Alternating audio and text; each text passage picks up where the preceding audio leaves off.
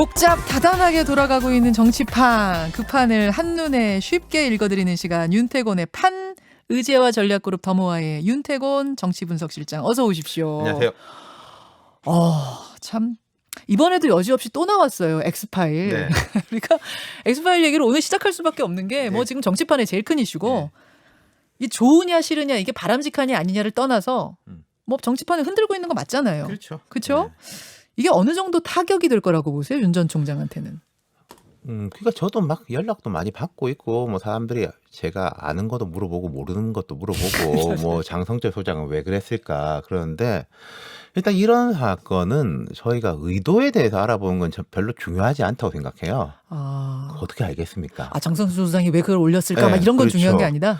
의도는 뭐 알 수도 없고 크게 중요하지도 않고 어떤 효과를 낳을 것인가 이걸 이제 보는 것은 건데 앞에 이제 권영철 대기자도 쭉 설명해 주셨지만은 네. 본격적인 검증대에 올라갔다 이런 건 맞아요.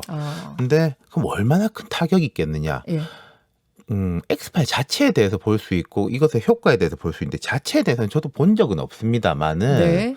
뭐 이야기를 들어보니까 우리가 전혀 모르는 것들 지금까지 알려지지 않았던 것들은 아닌 것 같다. 아닌 것 같다. 언론 보도에 나온 거 그리고 막 풍문으로 떠돌고 있는 이런 카드라들을 모아놓은 수준인 거지 정말 전혀 알려지지 않았지만 이 사람이 뭐 어떤 사실이 있는데 이게 드러나면 큰일 난다. 그 정도까지는 아닌 것 같아요. 세상 모르는 어떤 새로운 건 그렇죠. 아니다. 예, 그 지금까지 알고 있는 것들이 이제 뭐 확장판 내지 총정리판 정도라는 거죠. 아하. 그러니까 여기에 대한 뭐 대응이 있을 것이고 그 다음에 이것에 이제 나타나는 효과들인데 지금 여야 언론 정치권 다 사실 계산들이 약간 복잡해요. 복잡해요. 이게 진짜 우리한테 유리한 건지 불리한 건지 이게 어느 쪽으로 튈 것인지 그러니까요. 참 계산이 약간 복잡하다. 지금 지지자들 분들도 또 복잡하신 것 그러니까요. 같아요. 그러니까 이게 송영길 대표 예. 같은 경우에는 저는 그게 송 대표가 그때 그 말씀을 왜 했을까? 우리가 차곡차곡 모아놓고 있다. 파일 쌓두고 있다.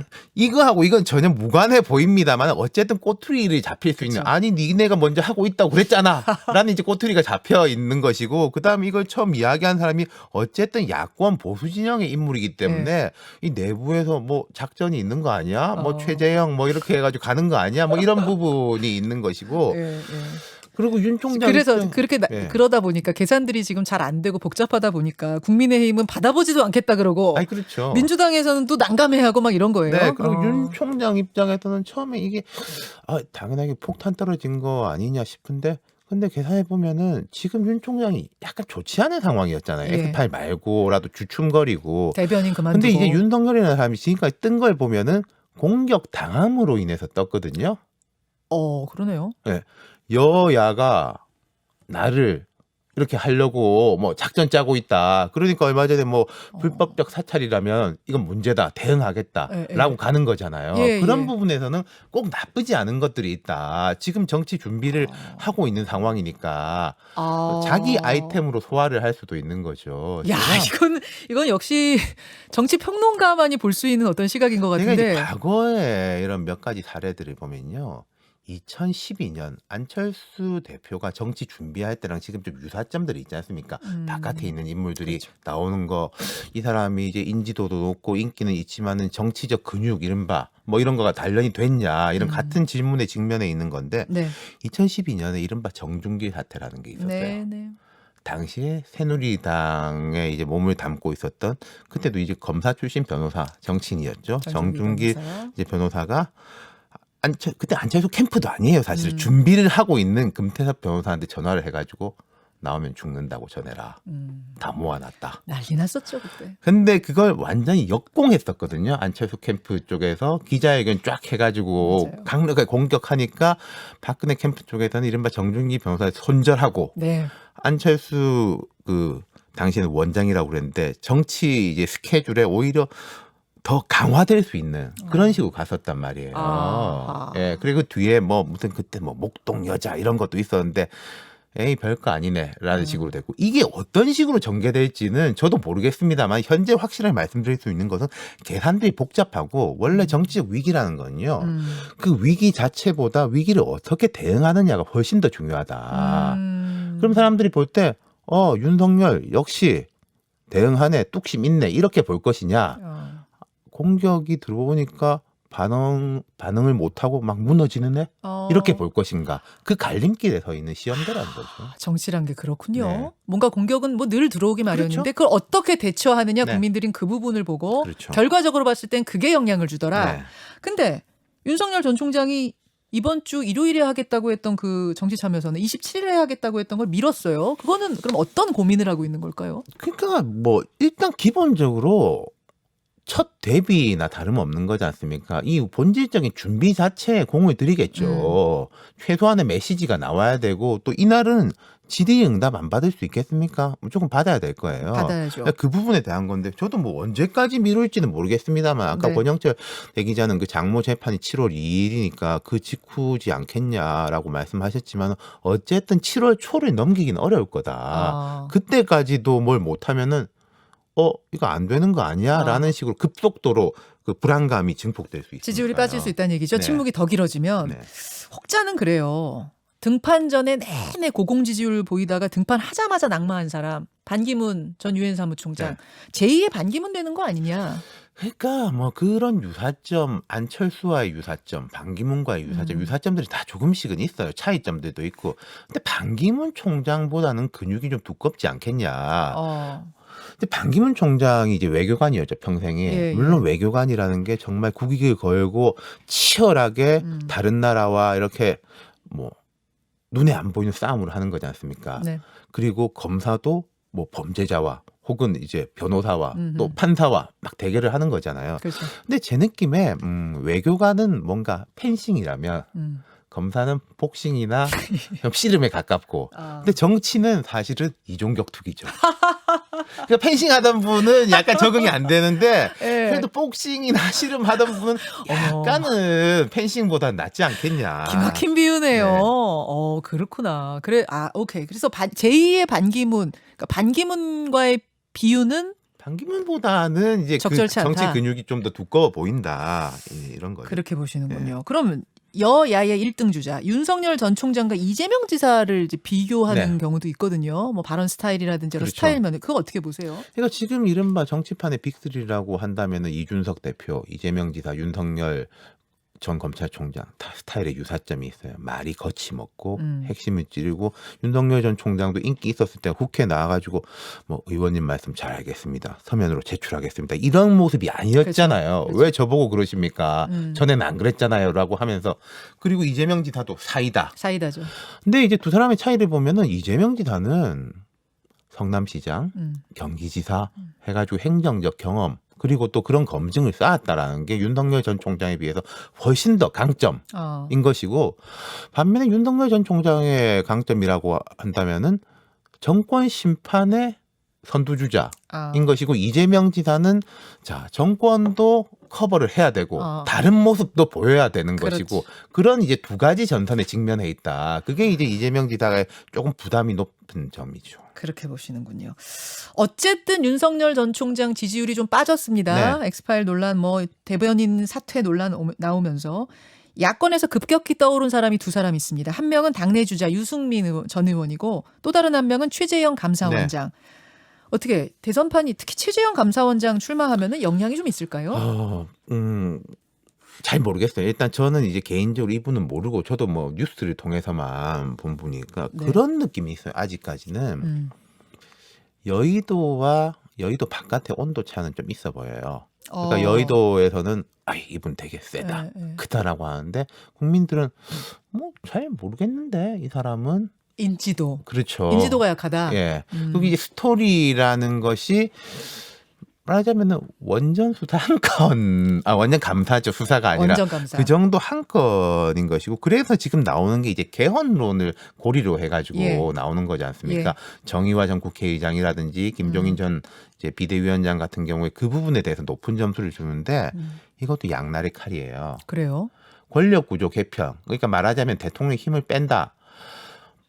전문가들이나 저도 이제 그런 점은 좀 필요하다고 보는데 대중들한테 다가갈 때 그게 와닿는 이야기일 것이냐. 뭐 저기 자기들끼리 이게 나눠 먹는 거 아니야? 라는 식이고 그리고 한국의 정치에서 참 이게 독특한 현상인데 개헌, 내각제, 이원집정부제 이런 이야기 하는 사람들은 항상 이진으로 인식이 돼요. 그래요. 대통령도 자신 없으니까. 아. 그게 김종필 전 총재 때부터 유구하게 한 2, 30년째 이어오는 전통이에요. 약한 사람들이 판 흔들려고 지금 아, 게을러 그렇죠. 갖고 들어 자기가 나온 거 대통령 아니야? 직접 되고 국민들한테 인기 얻을 자신 없으니까 뭐 약간 나눠 먹기 하자는 거 아니야. 그게 별로 저는 꼭 그렇게만 안 보는데 그런 프레임이 형성이 돼 있는 거거든요. 그렇군요. 그렇다면 이분이 처음 시작할 때부터 국민과 직접 이야기하는 게 아니라 그런 뭐 권력에 대한 재편으로 간다면은 파괴력이 생각보다 약할 수도 있어요. 약할 수 있다. 자, 여권 얘기로 좀 넘어가 보겠습니다. 네. 여권 민주당 얘기. 어제 추미애 전 장관이 대선 출마 선언을 했습니다. 네. 일단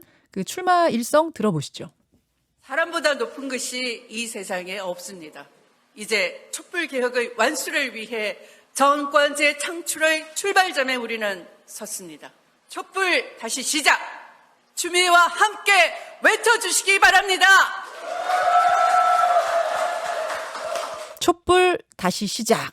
네. 출마 일성으로 들고 나왔습니다. 어떻게 들으셨어요? 예견됐던 거죠. 나온다고 했으니까 나왔고 또 이런 식의 이야기를 할 거라는 것도 예측이 됐고 그리고 제가 지난주에도 말씀드렸지만 지지율이 좀 오를 거다. 그 핵심 지지층, 강선 지지층에 대한 소구력을 받을 수 있다. 지금 이 포지션이 비어 있기 때문에 여기 들어올 거다. 예상대로 되는 거죠. 근데 이제 흔히 우리가 참 뻔한 말로 양날의 칼이다 이러지 않습니까? 네. 근데 추미애 전 장관은 정말로 여권 입장에서 보면 양날의 칼인 여권 거죠. 입장에서 네. 민주당 입장에서 그리고 야권 입장에서도 마찬가지입니다. 왜 여권 그렇습니까? 입장에서 인기가 있어요. 인기가 없으면은 좀 칼도 아니고 아무것도 아니에요. 예. 근데 이제 인기가 있는데 추미애 전 장관의 지금 우리가 짧은 이제 스크립트를 들었지만은 촛불 다시 시작이다. 그리고 뒤에 기득권과 싸우겠다. 이런 말씀하셨는데 지금 전반적인 민주당의 대선 전략 주자들마다 조금씩 다릅니다만은 그쪽하고는 거리가 있는 거예요. 뭐 민생 위주, 개혁 위주, 포스트 중도 코로나에 확장. 대한 예. 대비 뭐 이런 부분인데 추미애 전 장관이 촛불 시작이다. 기득권과 싸우겠다는데 그럼 지난 4년, 5년 동안 덜 싸웠냐. 적폐청산이 모자라가지고 계속 하겠다라는 거냐. 그렇게 생각하시는 분들도 있죠. 당연하게. 그러니까 추 장관이 지지도가 있는 건데 예. 그게 전체적인 판하고 다를 수가 있다. 아하. 그리고 야권에서 볼 때 땡큐다. 당신들이 그렇게 나와주면은 우리는 매우 좋다. 라고 또 이제 받아들일 수도 있는 것이고. 뭐 속된 말로 요새 추나땡, 윤나땡 뭐 이런 아니, 얘기하던데. 그러니까요. 적대적 공생관계 뭐 이런 부분들이 있는 거 아니겠습니까? 그럼 일단은 뭐 전체판 말고 여야 통튼 전체판 말고 네. 여권판만 볼게요. 네. 9명 나와 있잖아요. 그렇죠. 여기에 지금 추 전 장관이 들어감으로써 판이 어떻게 바뀔 거라고 보십니까? 중간 후보군들이 강한 압박을 받는 거죠. 예를 들어서 뭐 모두가 압박을 받겠지만은 이재명 지사 같은 경우 1등이니까 좀 여유가 있고 조국의 시간 나왔을 때도 책 나왔을 때도 나는 말 안 하겠습니다. 아무 말도 안 했죠. 예. 라고 해서 그때 제가 조금 손해를 보더라도 큰 손해를 안 보는 게 중요하기 때문에 그럴 수 있다. 박용진 의원 같은 경우 자기 이야기를 해요. 이광재 의원도 자기 이야기를 해요. 하죠. 근데 이제 중간에 약간 이낙연 전 대표나 정세균 총리나 이렇게 약간 이렇게 양쪽을 다 걸치고 있는 분들은 아니 추미애처럼 하든가 아니면 박용진처럼 그건 아니라고 하든가 아하. 당신은 뭐야? 라고 했을 때 압착되는 양쪽에서 그런 효과들이 나타날 수 있다는 거죠. 그러면 이낙연, 정세균 두 전 총리가 사실상은 제일 좀 영향을 많이 받고 예. 그게 좀 불리한 영향일 것이다. 그렇죠. 어느 쪽이 양자택일의 전선에 설 수밖에 없는. 아하, 알겠습니다. 그나저나 민주당의 경선 연기론 내일 결정이 난다는데 어떤 방향으로 일단 결정 날 걸로 보시냐고 제가 매주 묻는데 그대로 갈 거다 그러셨거든요. 그러니까 지금 제가 말씀드린 거에 전선은 크게 변하지 않았어요. 국민들은 아직 관심이 없다. 그리고 경선을 연기해야 된다는 분 아니면 연기하지 말아야 된다는 분들이 둘 다 공통적으로 이야기하더라고요. 사실 국민들은 이거 관심이 없으니까 우리가 빨리 정리해야 된다인데 제 생각에 합의되지 않은 걸 유지는 돼요. 근데 합의되지 않은 걸 변경은 가능할 거냐. 그거는 이제 본질적인 이 프레임의 문제인데 프레임 여전히 문제죠. 좀 그런 생각이 있어요. 그럼 자 아주 형식적으로 보면은 당대표가 반대하더라도 일부가 당무위원회를 소집하면은 당무위원회 회부할 수 있다. 이렇게 이제 책으로 보면 그렇게 돼 있는데 대표도 반대하고 1등도 반대하는데 뭐 2등, 3등, 4등이 모여가지고 당무위원회에 올려가지고 할 수 있을 것이냐. 그건 좀 잘 모르겠네요. 뭐 만약에 마지막에 이재명 지사가 대승적으로 수용한다면은 그건 모르겠는데 수용하지 않는데 변경할 수 있을 거냐. 알겠습니다. 30초 하나만. 오세훈 시장 등판 얘기가 막 솔솔 나오던데 이게 뭐죠? 진짜 있는 얘기예요? 뭐예요? 현실성이 있어요? 누가 안 될 경우에 그럼 누가 대체제로 훌륭하냐라고 본다면은 저는 충분히 가능성이 있다고 봐요. 예를 들어서 이재명 지사가 나간다면은 오세훈 시장이 서울시장을 중도에 그만두는 데 대한 부담도 훨씬 같이 줄어드는 거잖아요. 어차피 이건 재보궐선거가 아니라 몇 달 동안 대행체제로 가는 거거든요. 그리고 오세훈 시장이 요즘 보면 되게 좀 안정적으로 움직이지 않습니까? 강하게 움직이는 게 아니라. 저는 오 시장이 먼저 움직이지는 않겠지만은 뭔가 되게 안 좋은 상황이 다른 주자들에 펼쳐진다면은 급속도로 약간 대안론의 힘이 실릴 수는 있다고 봐요. 불펜에 있는 정도? 그렇죠. 네. 여기까지 이번 주 판 윤태곤 실장님 고맙습니다. 감사합니다. 김현정의 뉴스쇼는 청취자 여러분의 참여로 이루어집니다. 트위터, 페이스북, 레인보우 게시판, 그리고 단문 50원, 장문 100원의 유료 문자 샵 1212, 우물정 1212 통해 참여하실 수 있습니다. 김현정의 뉴스쇼 여러분과 함께 만듭니다.